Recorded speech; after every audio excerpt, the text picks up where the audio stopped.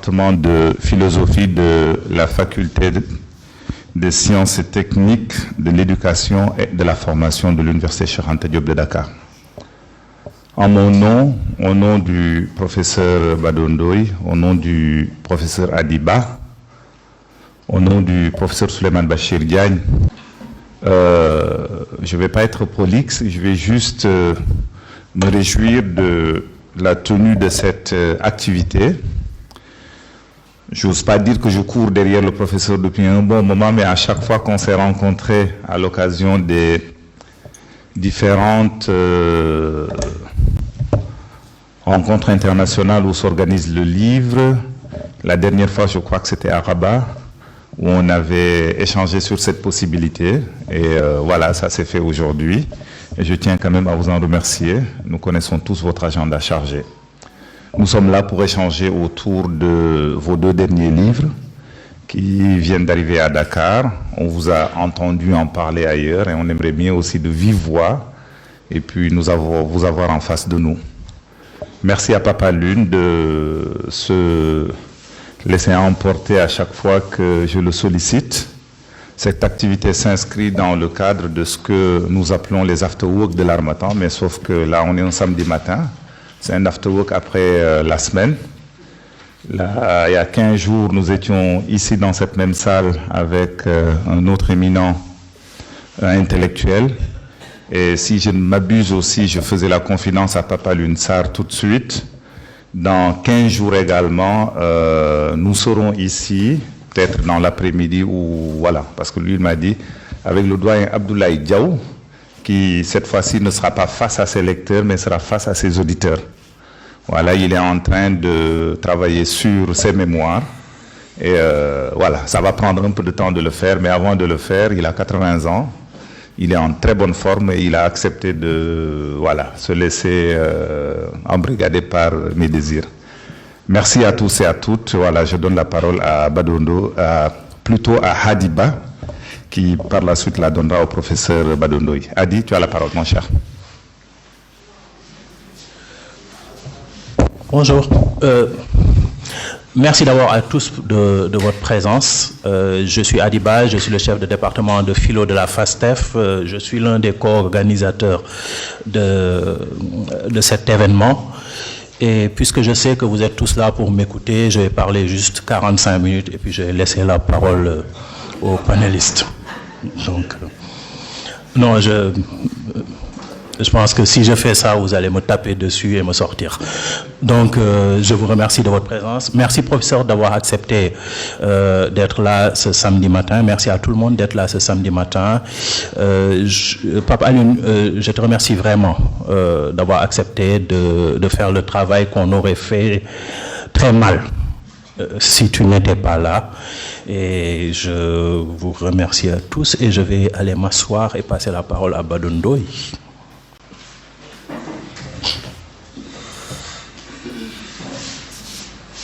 Ce ne sera pas 45 minutes, mais 1 heure. Je sais que vous allez me faire passer par la fenêtre après, quoi. Ah, d'accord.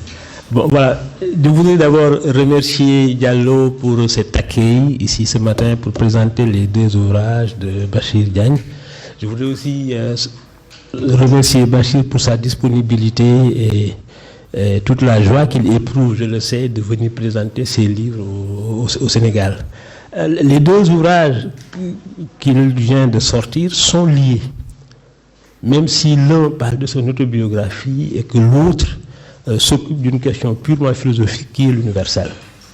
Le lien qui les unit, c'est justement le lien qui existe entre le subjectif, le sujet, en tant qu'il est enraciné dans un sol, le sol d'une culture, d'une religion, d'une spiritualité, et le moyen par lequel, justement, non pas qu'il s'en détache, mais qu'il fait vivre ce sol à travers une projection vers l'universel.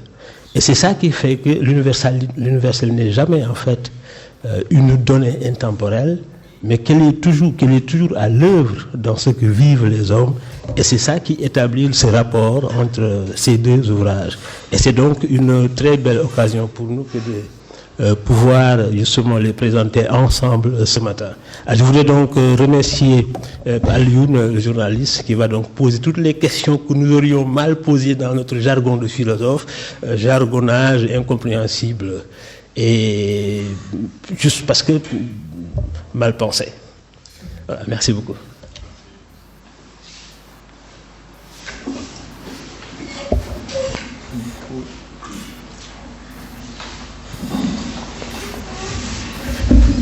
Son micro, il est où?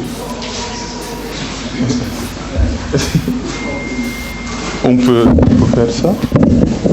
Je sais pas, c'est plus bien faire ça, il faut... Voilà. Ah, c'est bon? C'est bon? Vous êtes à l'aise? Je vais... Oui, voilà. Ouais.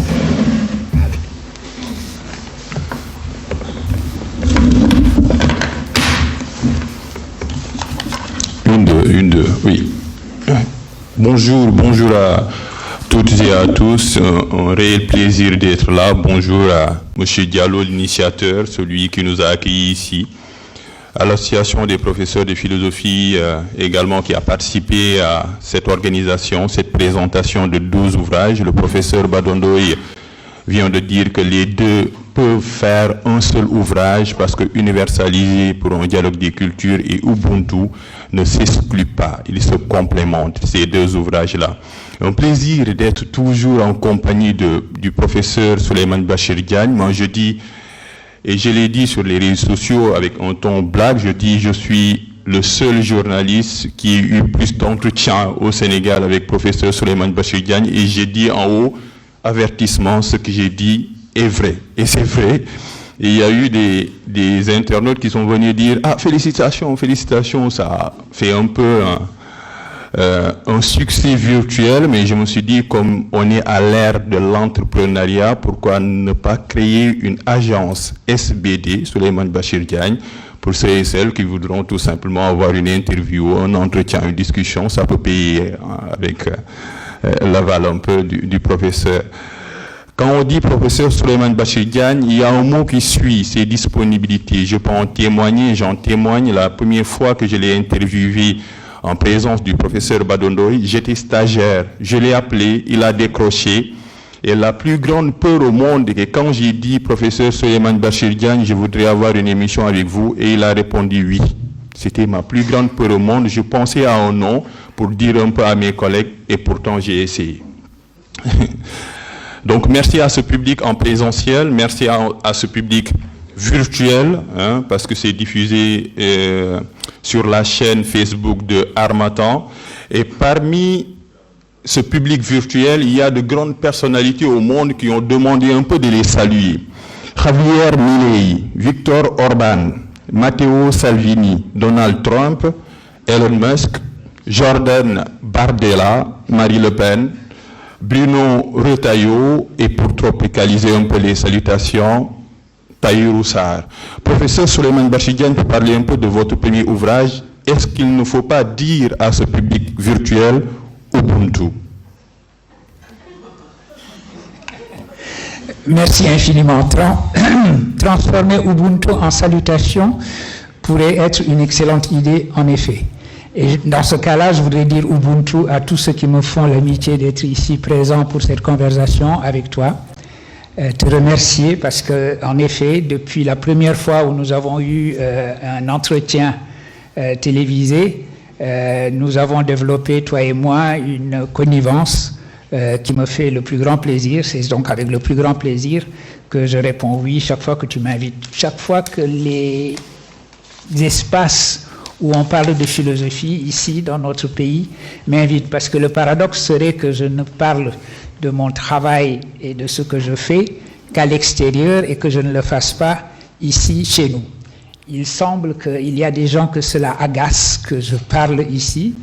Je vais continuer à les agacer. Alors, et par ailleurs, je voudrais aussi remercier Diallo. Il a eu raison de dire que j'étais ici chez moi. Il a toujours fait en sorte que je me sente ici chez moi. Je remercie mes amis du fond du cœur le département de philosophie en particulier, que je n'ai jamais quitté. Je n'arrête pas de le dire chaque fois que l'on fait de moi le poster child du brain drain, comment on appelle ça en français déjà, le brain drain, le départ des cerveaux, la fuite des cerveaux. Chaque fois, je dis, mais allez dans mon département de philo et demandez-leur s'il y a eu un événement quelconque de quelque importance auquel je n'ai pas participé ou une thèse à laquelle je n'ai pas contribué en quelque façon que ce soit.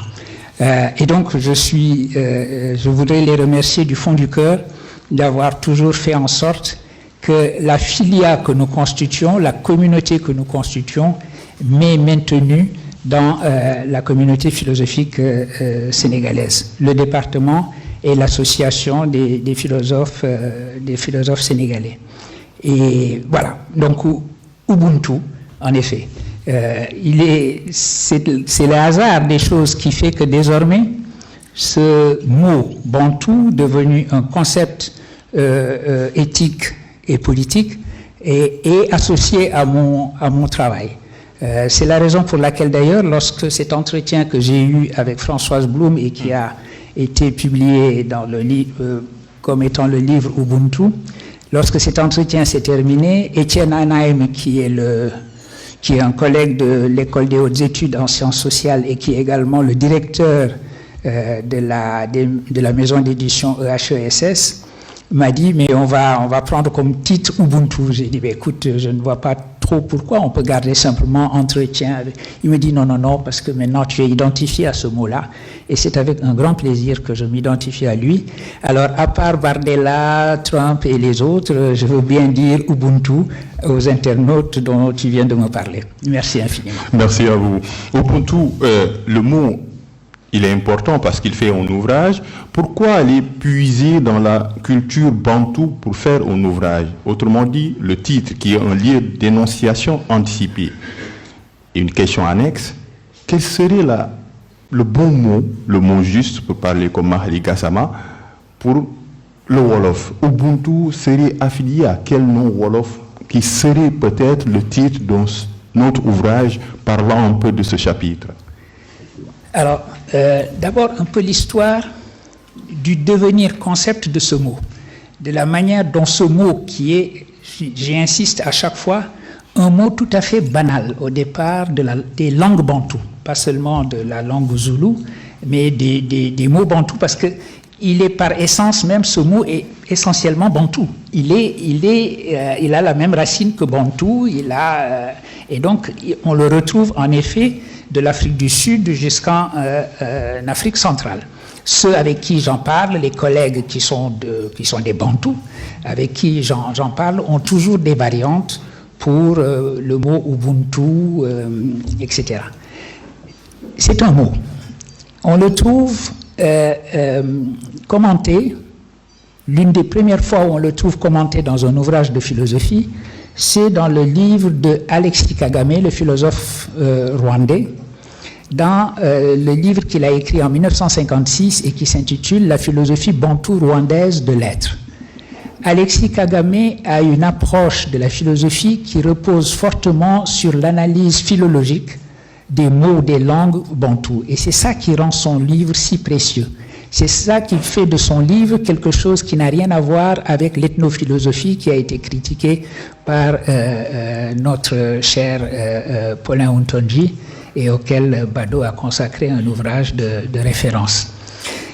Alexis Kagame prend une liste de mots bantous, de la langue bantoue, et il va réfléchir philosophiquement à la signification de ces mots.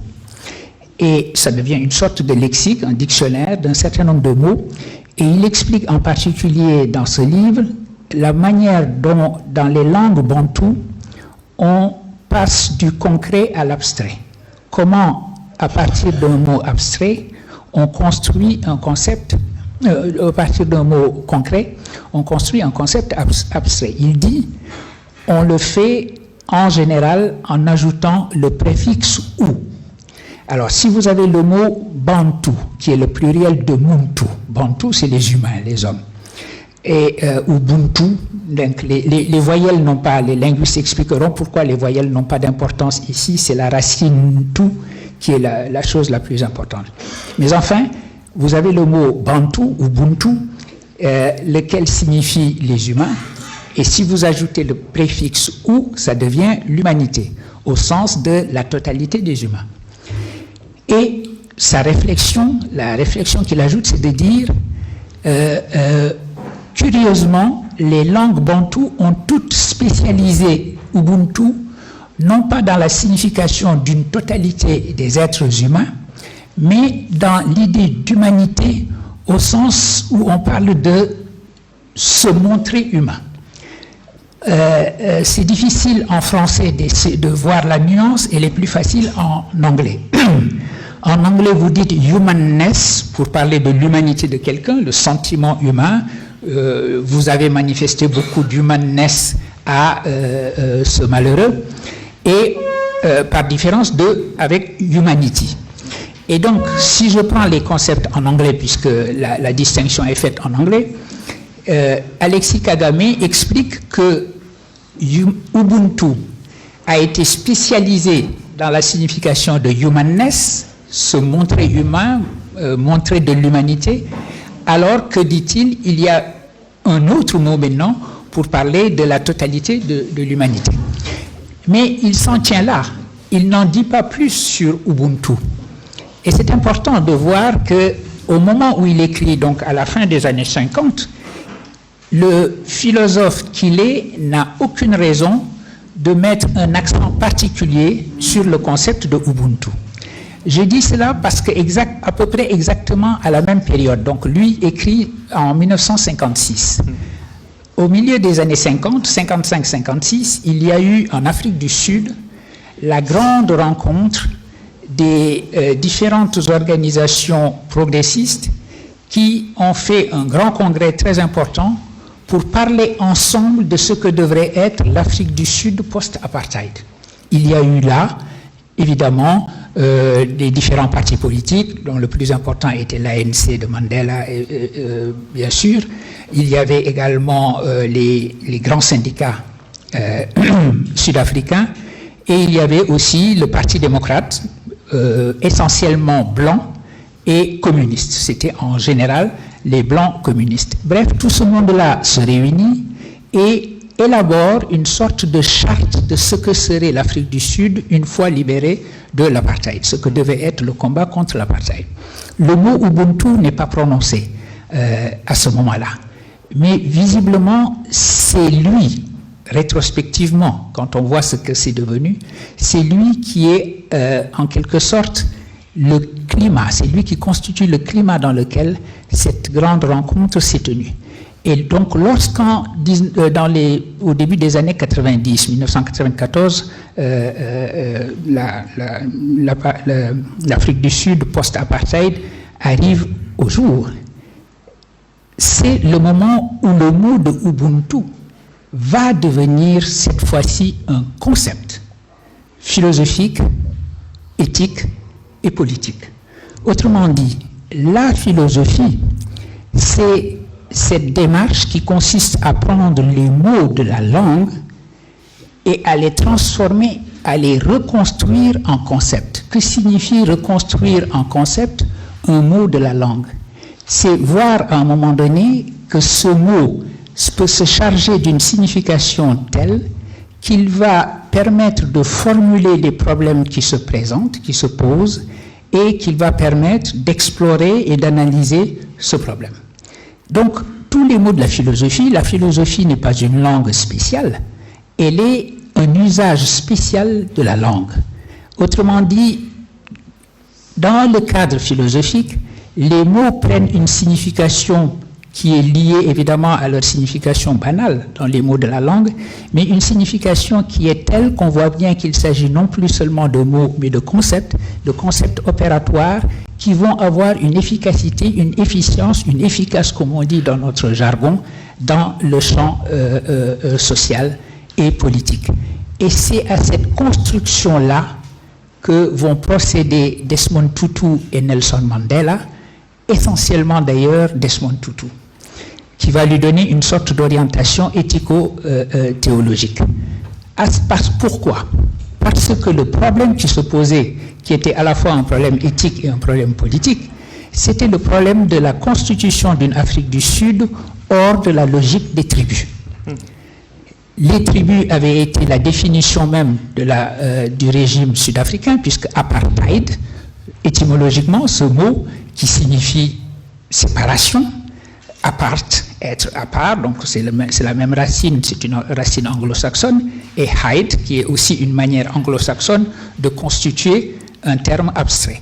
Donc le fait d'être séparé, l'idée selon laquelle les cultures humaines par nature doivent être séparées, qu'elles ne doivent pas se mélanger et que la pire chose qui puisse arriver, c'est le mélange, c'est le métissage.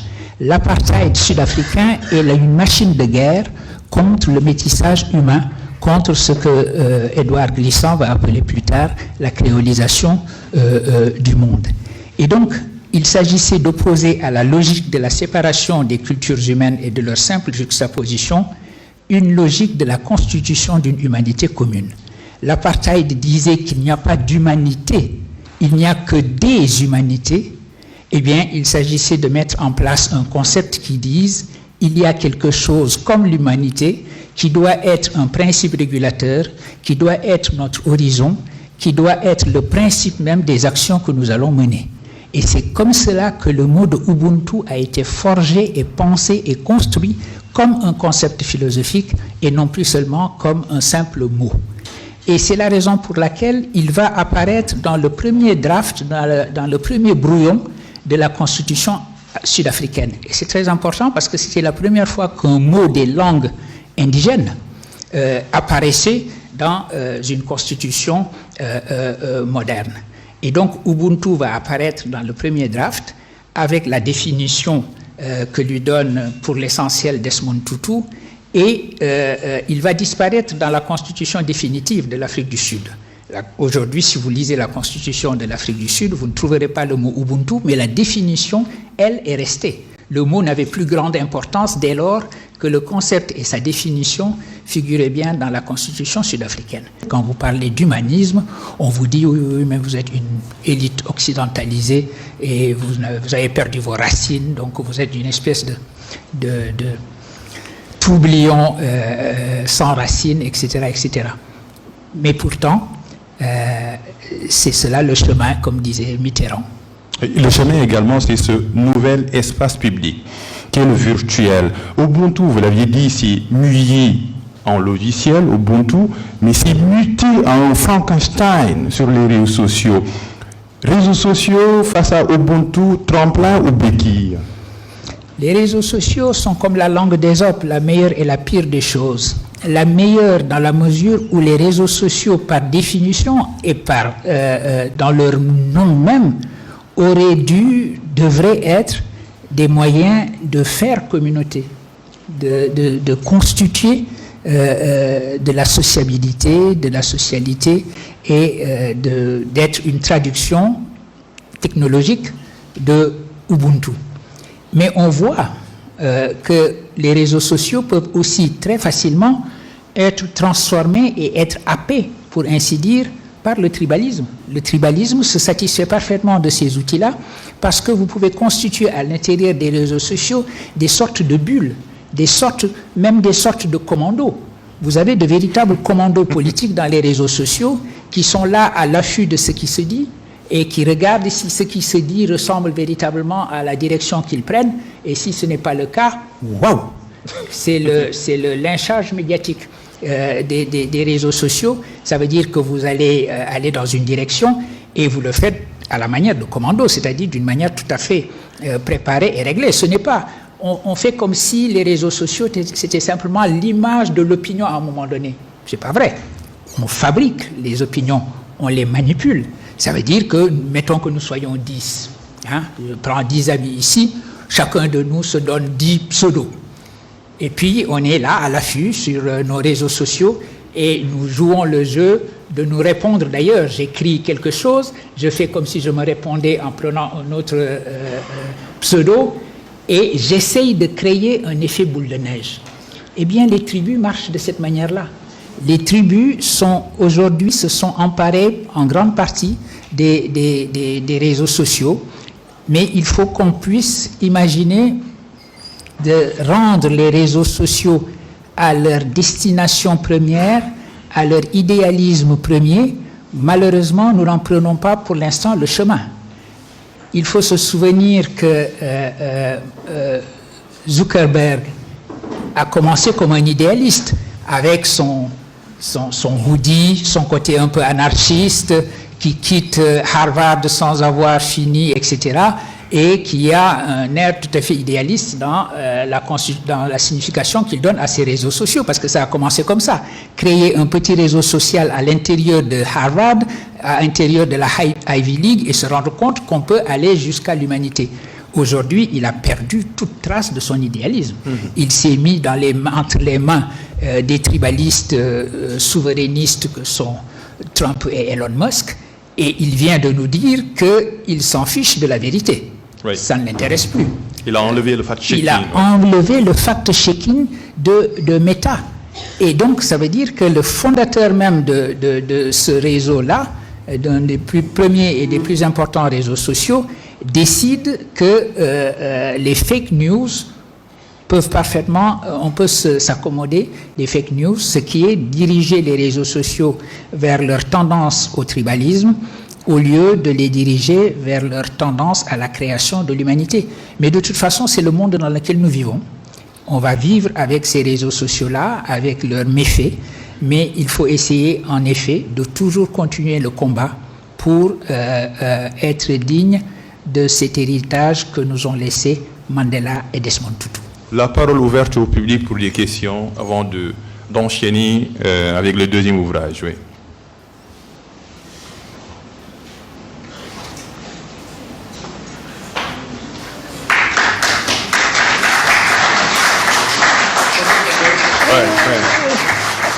Et on est coincé par le temps, c'est notre principal ennemi aujourd'hui. Je vous demanderai d'être très bavard, pour ne pas dire circonspect.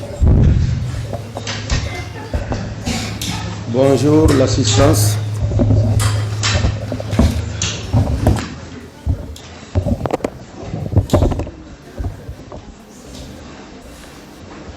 Merci. J'ai écouté avec beaucoup de plaisir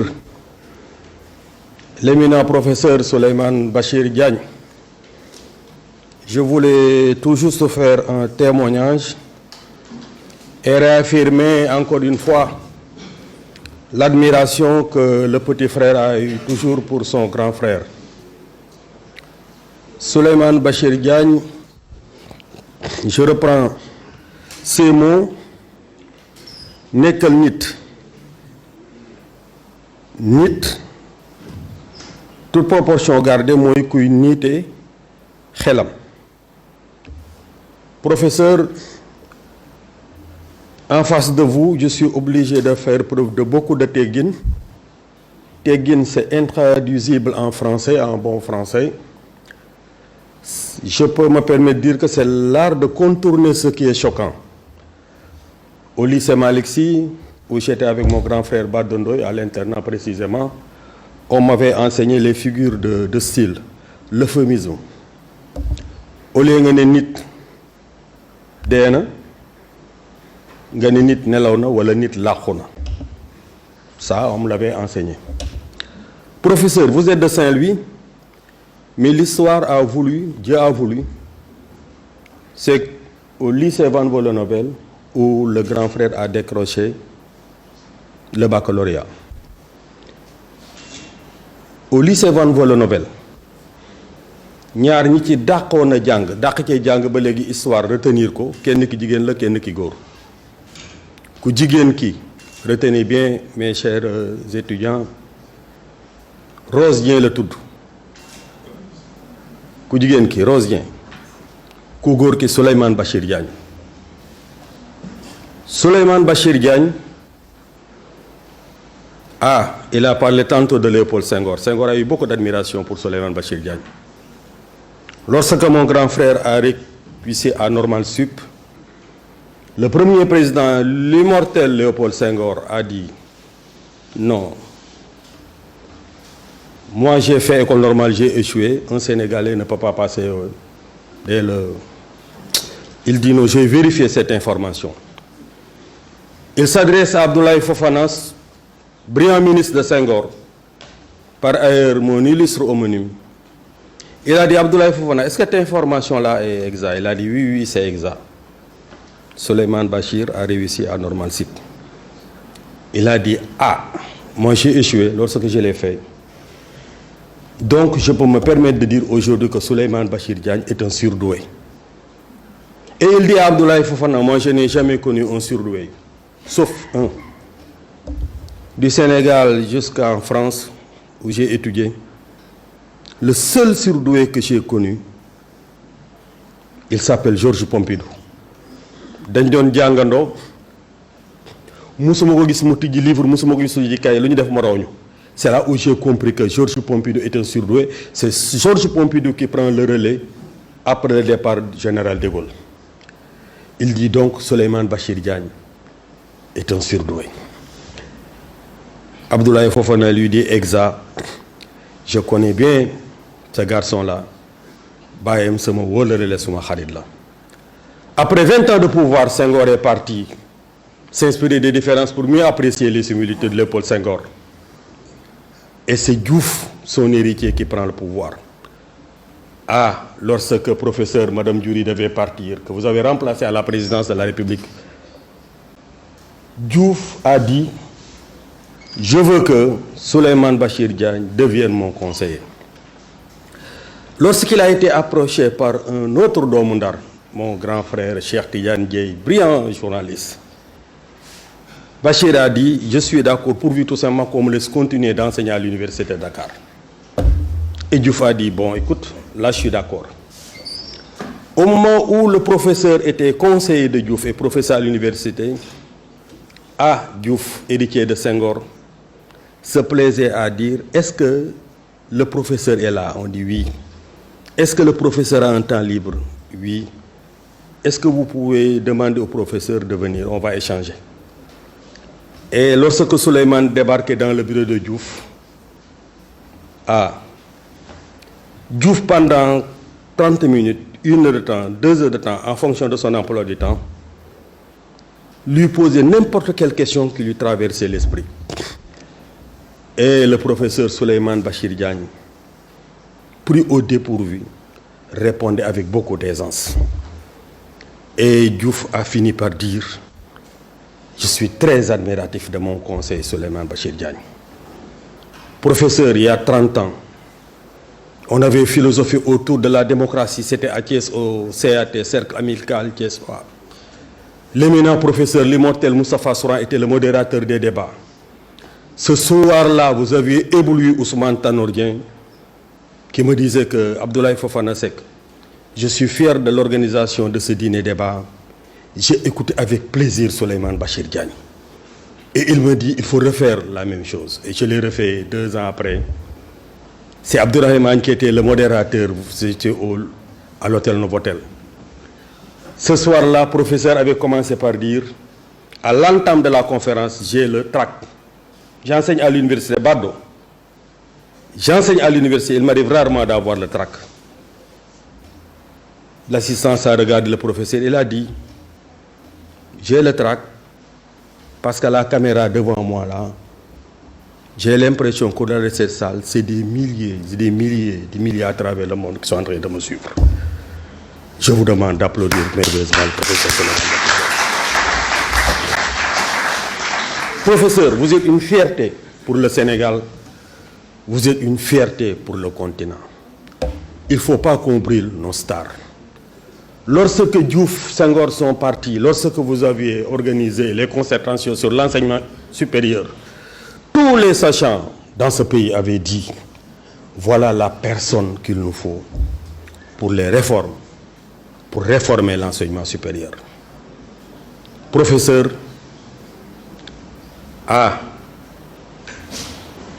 Ouais. Je n'ai pas terminé, sinon aussi je peux m'arrêter. Non, allez-y. C'est tellement... Oui, on comprend, oui. Oui, il y a l'émotion derrière. Oui, Moi, je suis journaliste de télévision, j'ai fait toute ma carrière à la télévision nationale. Comme il l'avait dit, il m'arrive rarement d'avoir le trac. C'est vrai. Mais ce que j'ai dans le cœur, je le ressors parce qu'il y a une mutation aujourd'hui dans ce pays. Djambar, et c'est pas normal. On nous parle de faits divers dans ce pays, on n'en a pas besoin. Nous voulons entendre des gens comme Souleymane Bachir Diagne. Le Sénégal n'est pas n'importe quel pays. Le Sénégal n'est pas n'importe quel pays, c'est le pays de Léopold Senghor. Grand frère, il m'arrive d'aller en Afrique centrale. C'est question de tribalisme. Je comprends davantage lorsque je suis au Congo auprès de Denis Sassou Nguesso, qui se plaît à me dire, Abdoulaye Fofana Seck, moi je porte le Sénégal dans mon cœur depuis Léopold Senghor, mais je vous rappelle toujours que Mandela, lorsqu'il a quitté la prison, le premier pays qu'il a visité, c'est Congo-Brazzaville. Il est venu pour dire à Sassou Nguesso, je vous remercie de tout ce que vous avez eu à faire pour que je puisse retrouver la liberté. Mais il y a deux illustres fils du Sénégal qui ont joué un rôle historique à travers le CIO, Kéba Mbaye et Lamine Diack, qui t'ont toujours admiré. À travers le CIO, ces gens-là avaient porté le combat pour que Mandela puisse retrouver la liberté. Professeur, j'ai été amené à l'école française comme Samba Diallo, comme Kotianima, comme Léopold Senghor. Ouais. Malgré les pleurs de ma mère, j'ai lu le syllabaire et je me suis familiarisé avec l'équerre et le compas. Au moment de partir, une voix indo-européenne, la voix de Bergson m'arrête. Nous, le supplément d'âme, vous avez tantôt parlé de ça. Qu'est-ce qu'il faut faire, professeur? Aller en Europe ou rester sous l'arbre à palabre? Je pose la question à Samba Diallo, Cheikh Hamidou Kane, il me répond par une autre question. Ce que l'on apprend vaut-il ce que l'on oublie? Et comme la grande royale revenait, il préféra se suicider démissionnaire tué par son propre personnage, le fou. Oui. Je vais en Guinée, je demande à Sékou Touré, Kamara, il me dit Kamara n'est plus l'âme de l'Afrique dans sa partie guinéenne, il a abandonné sa mère. Dans sa case au toit de son chef le champ, il a écrit drame aussi, il vient à Dakar en bourgeois. Ton ami Senghor me dit, je suis broyé sous les pattes pachydermiques de l'Europe. Kotianima me dit, je ne sais plus manger à la main, il me faut une fourchette. Oui. J'ai répudié ma femme nègre et j'ai épousé une blanche. J'ai été un bon élève de mon maître Leblanc. Professeur, au moins il faut décoloniser le savoir. Qu'est-ce qu'il faut faire? Aller en Europe ou rester sous l'arbre. Je vous remercie. Merci, merci beaucoup. Merci, merci. C'est un doyen, c'est un journaliste, je suis journaliste, il y a un peu une sorte de corporatisme. D'ailleurs, ce qui fait une bonne règle, c'est une exception. Donc, voilà. Oui, des questions sur le livre, oui. Oui, Ubuntu, oui. Et, oui. Question, oui. Une seule question. Vous pouvez rester là, on fait vite, parce que le temps, c'est notre ennemi, oui. Merci beaucoup. Donc, moi, je voulais juste saluer le professeur. Je voulais juste le réconforter. Il a fait allusion à Nantes du Sud. Je voulais dire, il y a 2 mois, j'étais à Kigali. Et ma première réaction, c'est d'aller voir le musée de choses. Quand j'y étais, le maître mot en face, ce qui fait en face la résidence du peuple. Rwandais. C'est le concept pour nous. Et là, je voulais vraiment le réconforter à ce niveau-là. Là, ce qui a fait en tout cas le peuple rwandais a pu en tout cas surmonter cette épreuve de génocide. Qui en 100 jours, ils ont perdu 2 millions de francs. Là, vraiment, j'avais profité de cette occasion pour prendre le pins qui s'appelle Tout le monde, que je vous ferai le plaisir de Inch'Allah. Merci beaucoup. Oui. Pas encore de questions. Une seule, oui. Oui, allez-y. Bonjour à tout le monde.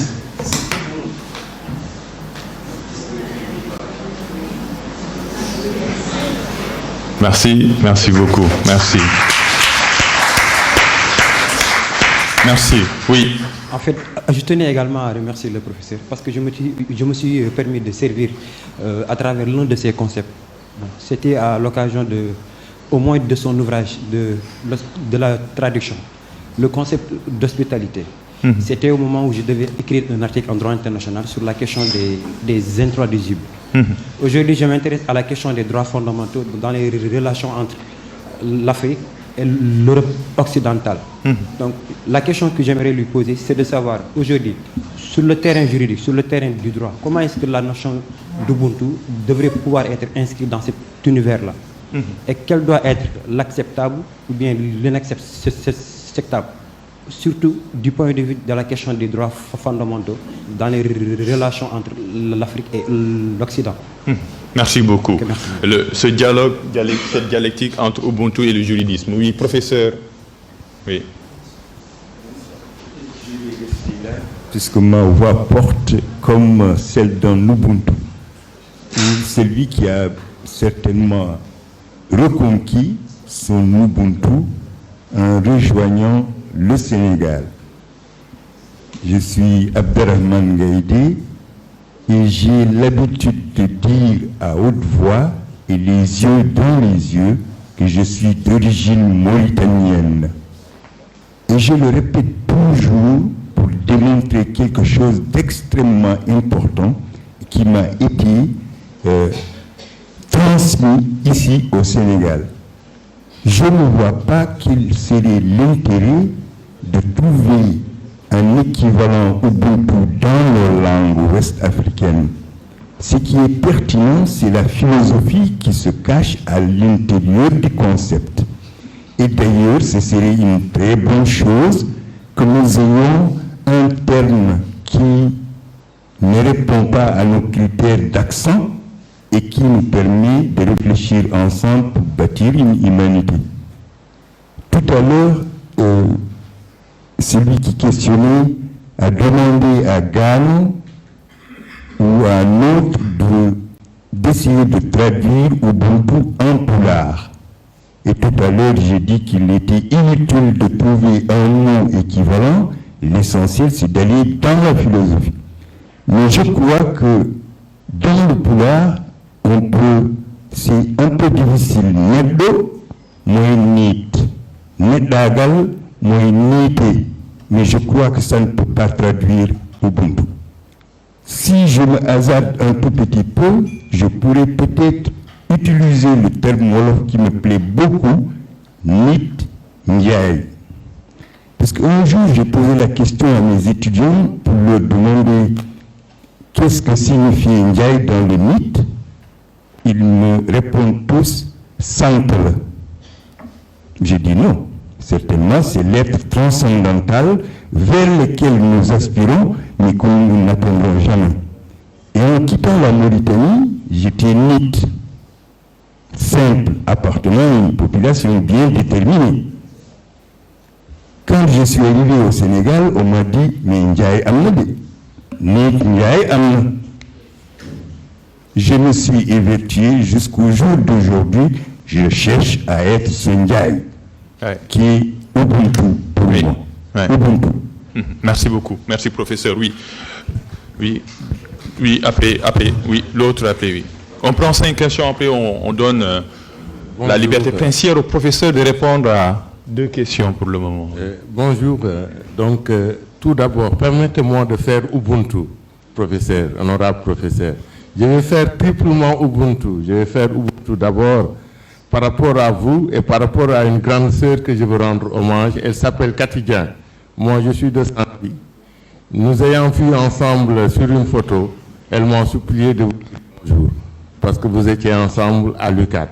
Donc d'abord, Ubuntu par rapport au Saint-Louisien que vous êtes et que je suis. Maintenant, Ubuntu par rapport à ma sœur.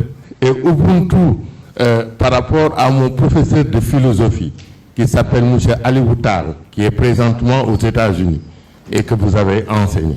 Il m'a fait aimer la philosophie et pour lui aussi, je dis Ubuntu. Oui. Je ne cesserai pas de dire Ubuntu sans passer par mon très cher, le journaliste que je suis beaucoup, M. Pape Alioune. Pape Alioune, je vous remercie et je vous encourage. Je vois ce que vous faites et je vous encourage. Maintenant, maintenant, je ferai Ubuntu par rapport à la démocratie. Professeur, je vous admire.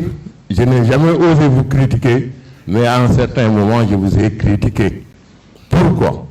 Parce que, comme l'a rappelé M. Fofana, il y a eu des difficultés dans notre pays. On parle du livre. On doit parler du livre. C'est du livre. Que dans le livre, je pense que le professeur a évoqué la démocratie. Donc je pensais que Ubuntu, c'est le local d'abord de s'universaliser. Donc je pense que vous deviez prendre parole. Et pourquoi cette distanciation par rapport aux événements qui se sont déroulés au Sénégal? Merci beaucoup. Merci, c'est gentil. Oui, dernière question avant de remettre. On donnera la parole aux élèves, oui. Merci beaucoup d'être là. Une question ici et ensuite la dernière de ce premier chapitre qui sera réservée aux élèves. Donc, oui, bon, on est obligé de faire, pas fi à la galanterie, mais de donner la voix à une élève. Allez-y. Bonjour. Non, vous pouvez mettre là et poser après. Oui, allez-y. Bonjour. Je me nomme Zainab Domingos Barry, de l'école Maison de la Sagesse. J'avais une question pour M. Souleymane Bachir Diagne. Comment définissez-vous les principes d'Ubuntu dans le contexte des défis contemporains tels que les racismes, les inégalités sociales et le conflit identitaire? Je vous remercie. Merci beaucoup. Merci, c'est gentil. Oui, allez-y. Merci beaucoup, Sarr. Deux questions de forme. Le professeur a dit tantôt que l'humanité n'était pas un État, c'était un devenir.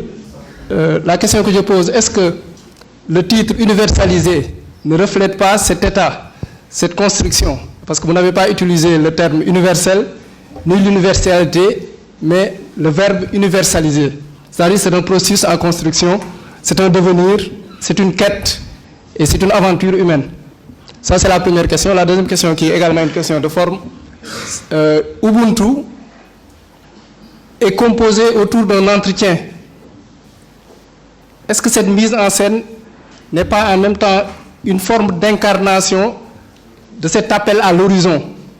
Parce qu'on remarque que c'est un entretien entre un homme et une femme, entre une occidentale et peut-être un universel, parce qu'aujourd'hui, on ne sait plus si Bachir, c'est un Sénégalais, c'est un Saint-Louisien, c'est un Français ou un Américain, c'est un homme universel.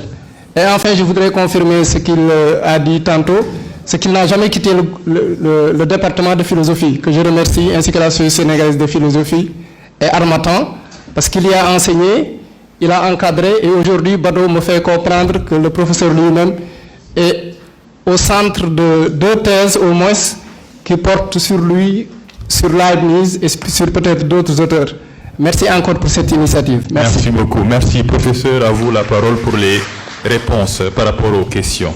Merci infiniment pour toutes ces questions et ces commentaires. Mon cher Ablaye Fofana, je te remercie. Ce que tu as dit m'a évoqué des moments très précieux dans mon existence. L'une des premières choses, c'est que ton homonyme, en effet, Monsieur le ministre Ablaye Fofana, m'avait manifesté une affection immense. Quand il venait voir mon père, il lui disait « Je ne suis pas venu te voir, je suis venu voir Souleymane ». Et effectivement, j'avais des entretiens avec lui qui m'ont énormément appris.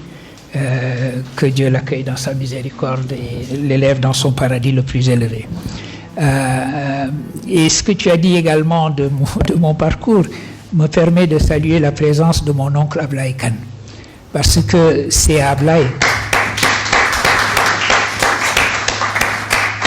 C'est à Ablaye que j'ai succédé dans ce poste de conseiller à l'éducation, à la culture du président Abdou Diouf. Et j'ai toujours bénéficié sur ce plan-là, effectivement, de la guidance que Ablaye Kane m'a toujours prodiguée. Et je pouvais être un conseiller tout à fait heureux puisqu'il était le ministre de la Culture de l'autre côté. Et donc, ça voulait dire qu'étant le conseiller du président Diouf, je travaillais en étroite collaboration avec lui. Boubacar Siguiné, qui a connu cette position-là, c'est ce que cela signifie de pouvoir travailler en pleine intelligence avec le ministre. Et Ablaye ne m'a pas simplement accueilli dans cette position-là, il m'a également accueilli à l'université Cheikh Anta Diop de Dakar. C'est de ce point de vue-là et de beaucoup de points de vue mon mentor, et je suis toujours heureux de le retrouver là. et de voir avec lui affectueusement l'oncle qu'il est. Je viens de constater d'ailleurs que ma tribu, c'est-à-dire ma famille, est assise là au premier rang. Ça, c'est lui. Voilà. Alors, merci infiniment, cher Monsieur Ndiaye. Je conserve précieusement ce pin que vous m'avez offert et cela me va droit au cœur. Et ce que vous avez dit de la résilience du peuple rwandais est important parce que quand j'ai parlé de la construction de Ubuntu comme concept opératoire, c'est devenu aujourd'hui internationalement un concept de justice transitionnelle. C'est-à-dire que le mot Ubuntu a permis d'envisager une justice qui n'est pas simplement une justice punitive et distributive où on va châtier les coupables, d'abord les trouver, faire un procès et les châtier, mais une justice transitionnelle, c'est-à-dire une justice qui va aider à la construction d'une communauté. Parce que qu'est-ce que vous voulez faire quand vous sortez des atrocités de l'apartheid? L'apartheid, ça signifie que des mères de famille ont vu, par exemple, à un moment donné, leurs gosses partir de la maison pour aller à une manifestation et ne jamais revenir. Ces mères ont besoin de savoir ce qui s'est passé. Elles ont besoin de clôture, de pouvoir faire enfin le deuil. Et donc, la commission Vérité et Réconciliation, qui a été construite sur le concept de Ubuntu et qui a été présidée personnellement par Desmond Tutu, avait la mission de connaître de la vérité, de savoir ce qui s'était passé, qu'une mère de famille puisse faire face à un commissaire de police qui va lui dire, effectivement, madame, nous avons arrêté votre fils pendant la manifestation à Soweto, nous l'avons amené ici, nous l'avons bastonné, il est mort entre nos mains et nous l'avons enterré ici. C'est terrible, c'est atroce. La mère revit ses pires cauchemars, mais en même temps, elle sait ce qui s'est passé. Alors, c'était important. La vérité est importante dans les cadres que voilà. Toujours savoir ce qui s'est passé et pourquoi les morts sont morts, parce que une vie est une vie, comme dit la charte du Mandé, le serment des chasseurs, et il est essentiel que quand une vie humaine est perdue, on sache ce qui s'est passé. Mais Desmond Tutu insistait aussi sur le fait qu'il s'agissait de savoir la vérité pour pouvoir construire une société nouvelle. Savoir, comme on dit, tourner la page même quand cette page est lourde et pèse des tonnes. Parce qu'une société doit se construire aussi en fonction de l'avenir.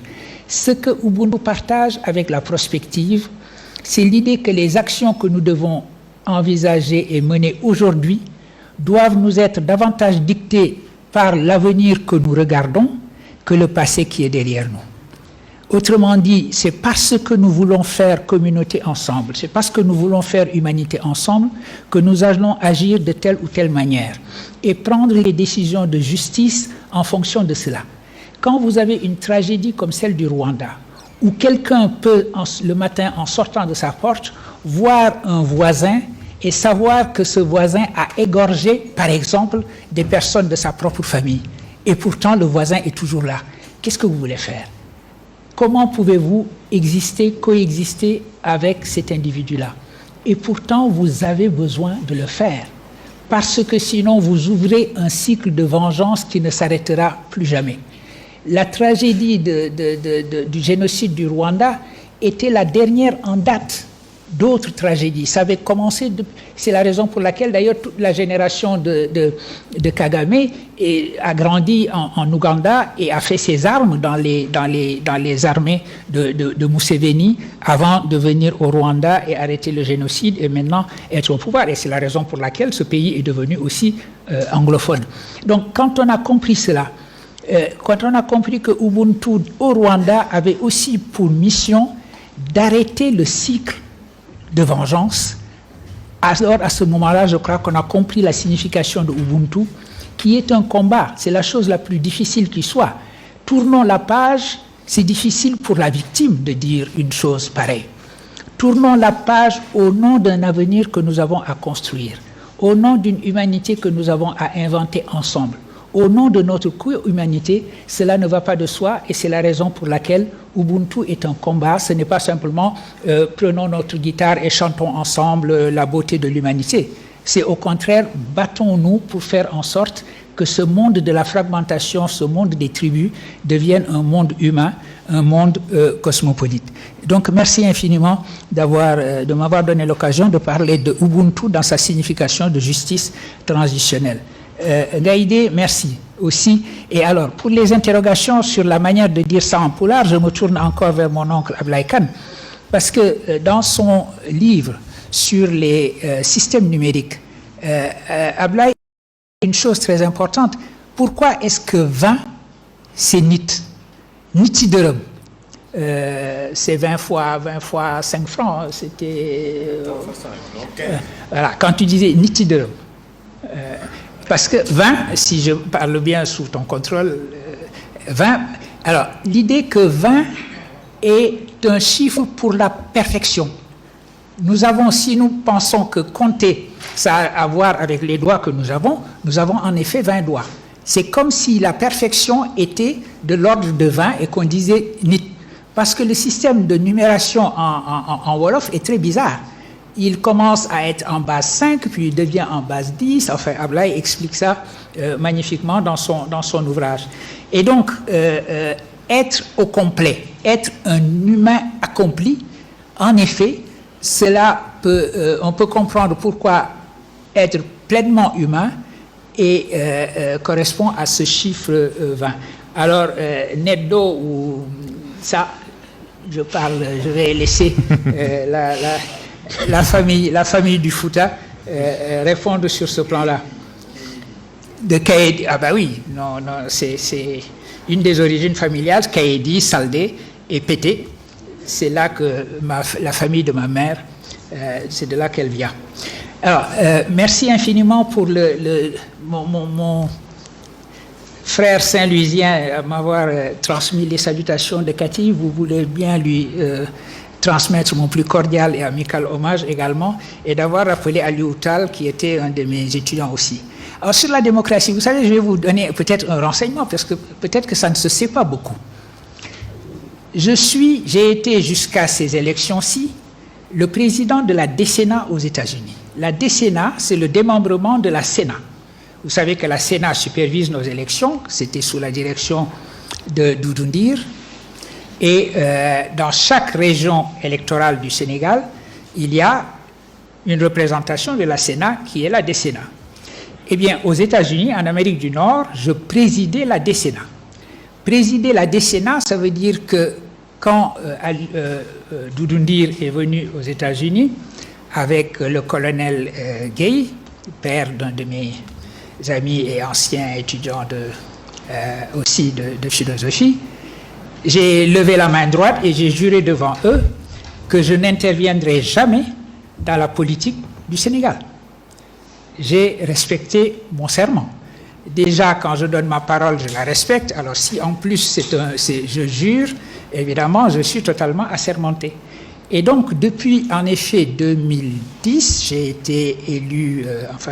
alors, la communauté sénégalaise aux États-Unis m'a fait confiance. Quand il s'agissait, on a fait une espèce de powwow, de town hall de réunion, où la communauté sénégalaise était représentée. Et quand on a demandé... Est-ce que vous avez des gens que vous voulez proposer et dont vous pensez qu'ils peuvent être des gens impartiaux et honnêtes pour superviser les élections? La communauté, de manière unanime, a pensé à moi, ce qui m'a beaucoup ému. Et c'est la raison pour laquelle j'ai accepté de diriger la Décena. C'est la raison pour laquelle j'ai prêté serment. Et en effet, je n'ai jamais prononcé un seul mot sur la politique du Sénégal.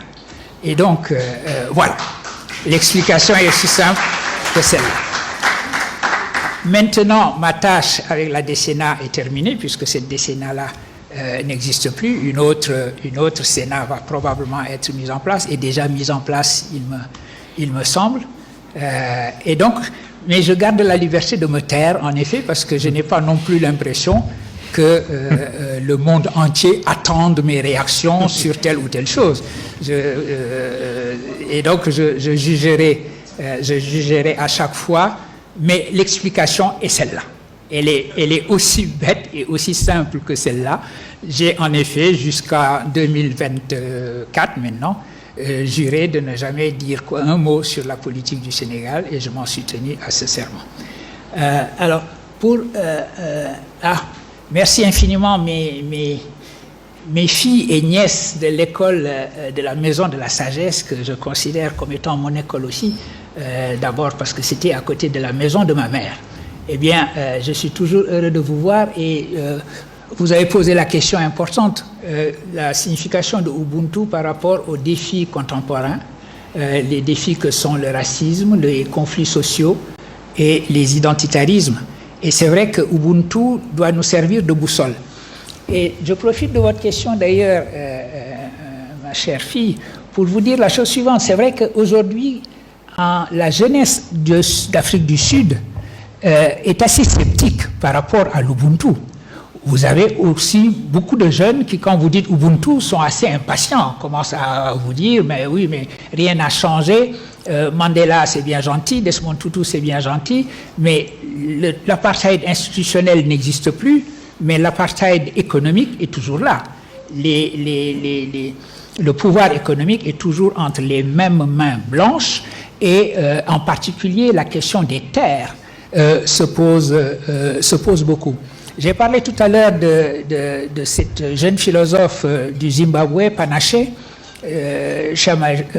Shimadzi, et qui a beaucoup étudié cette question-là et qui a écrit en particulier un magnifique article, je crois que j'ai gardé le titre, oui, Can South Africa live up to Ubuntu, the African philosophy to globalize? Est-ce que l'Afrique du Sud peut continuer à vivre sur l'Ubuntu, ce concept que Desmond Tutu a popularisé, a mondialisé? Et la question qu'elle pose est une question importante. Et une des réponses qui apportées à cette question-là, du scepticisme de la jeunesse sud-africaine, c'est de dire qu'il ne faut pas oublier que Ubuntu, le concept lui-même, est un concept qui demande un mouvement. Autrement dit, Ubuntu est un mouvement et ce n'est pas un État. Quand on dit Ubuntu, ça ne veut pas dire que Nelson Mandela a installé Ubuntu en Afrique du Sud ou a installé l'Afrique du Sud dans l'Ubuntu. C'est de dire que l'héritage de Ubuntu, c'est l'exigence de continuer à faire mouvement. Et dans ce cadre-là, une amie philosophe qui nous a quittés il y a 2 ans, Drusilla Cornell, avec qui j'ai coécrit un article sur Ubuntu justement, a créé en 2003 un mouvement qui s'appelle le mouvement Ubuntu et qui dit explicitement que le but de son mouvement, c'est de continuer à approfondir la signification de Ubuntu comme réponse. Donc la réponse, ce n'est pas on laisse tomber Ubuntu, c'est on approfondit et on continue Ubuntu. Et en particulier, elle a imprimé à Ubuntu une direction qui est la direction du féminisme. Et là, je le dis en regardant avec l'affection que j'ai pour elle, ma tante Fatso, l'Ubuntu comme philosophie du féminisme et l'approfondissement, parce que je suis humain en tant que nous sommes humains. Quand on pose cette question-là du point de vue des femmes, ça n'a peut-être pas la même signification, et Drusilla est engagée dans la voie que voilà. Mon cher Boubacar Sigini, monsieur le ministre, merci de m'avoir posé la question du titre, et pourquoi le verbe? Eh bien, précisément parce que l'évolution de ma réflexion est la suivante. L'universel, ça m'a toujours préoccupé, enfin toujours, pas depuis ma naissance évidemment, mais depuis au moins le milieu des années 80. L'un des premiers textes que j'ai écrits sur cette question-là s'intitule « Difficulté de la notion d'universalité latérale ». J'avais perdu cet article, je ne l'avais plus du tout, jusqu'au jour où je l'ai retrouvé dans une bibliothèque de Northwestern University, à la bibliothèque d'African Studies, parce que les universités américaines veulent tout avoir. C'est ça la force des universités américaines. Et donc, elles avaient la revue dans laquelle cet article avait été publié, où je m'interrogeais en effet sur les difficultés logiques que posait le concept d'universalité latérale. Un universel vertical, un universel de surplomb, c'est plus facile à penser. Dans les langues qui sont les nôtres, parce que confiner notre langue Wolof dans une simple activité d'interaction privée, ça n'est pas rendre justice à cette langue-là.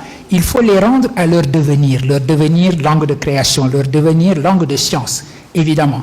Mais en même temps, comprendre que la relation que nous devons avoir au savoir est une relation de décentrement et d'ouverture et non pas une manière de se claquemurer dans ce qu'on estime être son identité. Enracinement, ouverture, par rapport aux questions, oui. Oui, oui, mais justement, oui. Oui. Oui, il y en a plusieurs, oui. Oui, Sissoko, après, oui, 3. On doit arrêter le maître de l'horloge, c'est Dr Adiba, 12h30. 12h30, oui. Oui, Sissoko. Et Abouba, oui. Ok, oui, après professeur, oui. Après, oui. Allez-y. Bon. Je lui ai presque arraché le micro, hein, parce que j'étais devant et il passait devant moi. Professeur Souleymane Bachir, bonjour, je suis très honorée d'être là. C'est vraiment avec un grand plaisir que je vous écoute depuis ce matin. Je me suis nourrie de tout ce qu'on a entendu, d'abord sur Ubuntu. J'ai appris des choses, bien entendu, et j'ai moi-même une structure qui s'appelle Ubuntu Executive Coaching. Je travaille là-dedans. Alors, je vous écoute, je vous ai lu.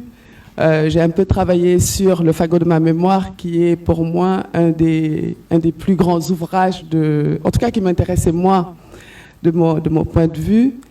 Et ma question, depuis tout à l'heure que je vous écoute, depuis toujours, j'en ai parlé un peu quand je faisais la réflexion sur le fagot de ma mémoire, c'est qu'est-ce qui fait que vous soyez... moi, je suis très inspirée par Carl Rogers, sur l'approche centrée sur la personne, mais vous concernant, je pense que c'est plus une approche centrée sur l'humain avec un grand H. Vous êtes obsédé par l'humain. Qu'est-ce qui, dans votre être culturel, fasse que vous soyez, que vous engagez autant sur la notion d'Ubuntu? Merci, et c'est avec grand plaisir que je suis en face de vous. Merci. Merci, professeur Fatsou. Après, oui, là, tout juste. Après, oui. Merci. D'accord. Souleymane, tu sais l'affection que te portait ton oncle. Ton mari, ton oncle, pardon, avait des neveux, et chacun de ses neveux était un neveu préféré. Mais je crois que votre relation, elle s'est construite sur le respect et l'affection qu'il vouait à ton père. Ton père, qui était son aîné, lui a servi de père, lui a appris à lire, à écrire, et il dit toujours, tout ce que j'ai lu de plus important dans ma vie, c'est sur les étagères de Cherdiagne que j'ai trouvé. Donc merci de m'avoir associé à son image. Et le seul point que je vais montrer, c'est, moi, en tant que féministe, vouloir poser une question féministe, vouloir faire avancer des idées est extrêmement compliqué, parce que je suis toujours accusée d'avoir perdu mon africanité, d'avoir à la limite perdu ma féminitude, de ne pas être un modèle de femme africaine comme on les invente dans les imaginaires. Et la Grande Royale est sans doute le plus bel imaginaire, mais le plus difficile à porter, parce que Cheikh Ahmed Khan en a fait un personnage littéraire, parce que c'est très bien écrit, il n'a pas dit tout ce qu'il faut de souffrance et d'épreuves pour arriver à devenir une Grande Royale. Et ça, je crois que ça aurait été important de le dire. Et je suis contente que ce soit une jeune fille, je l'ai vu que dans l'image là, qui disait, elle a dit, mais comment fait-on avec l'Ubuntu, comment fait-on pour la discrimination? Et c'est ça qui est important. Comment fait-on pour discuter de discrimination? Comment universaliser les concepts, les moyens de lutte, la manière de définir ce qu'est une discrimination et comment y remédier sans se faire condamner d'occidentalisme. Les Africaines, quand elles ont été confrontées au féminisme, elles ont d'abord demandé à décoloniser. À la fin des années 77-80, la majorité des femmes qui aujourd'hui écrivent sur les femmes ont d'abord demandé à décoloniser. Tu appelles ça désoccidentaliser, parce que c'est sans doute ça la question. Mais une fois qu'on a enlevé tous toutes les discriminations suivies par la colonialité, comment parler des discriminations à l'intérieur de nos cultures? Et nous sommes toujours étouffés par, nous avons des valeurs, les valeurs ancestrales. Ad. Et ça, c'est la pire des façons d'universaliser, parce que je pense qu'il y a, aujourd'hui, nous sommes dans à l'encroisement de plein de courants, que ce soit la francité, l'africanité, l'indianité, tout ce que Suleiman a dit tout à l'heure, qui font qu'aujourd'hui, on a bien une conscience de ce que peuvent être les droits universels et que les droits des femmes sont des droits humains. Or, il est extrêmement difficile dans nos contextes. Et là, je parle à mes amis de l'université. Il a été impossible sur le campus de nos universités d'avoir des programmes vraiment féministes. On a transformé en programme genre parce qu'on était en train de détourner l'ordre des choses dans lesquelles les femmes avaient leur place. Et quand elles voulaient changer de place ou transformer leur place, c'était extrêmement difficile. Et alors toi, tu dis, à un moment, tu as dit, pas revenir dans la religion, hein, mais tu as dit que les valeurs religieuses pouvaient être importantes pour humaniser, etc. Mais comment réagir quand les valeurs religieuses sont utilisées de manière discriminatoire? On a, il y a une dizaine de jours, le CIRCOF, qui avait proposé en l'an 2000 que l'on supprime le code de la famille inventé par Senghor, qui est un code de la famille, moi je dis judéo-chrétien et musulman, parce qu'on a des dispositions de chacun de ces systèmes de valeurs.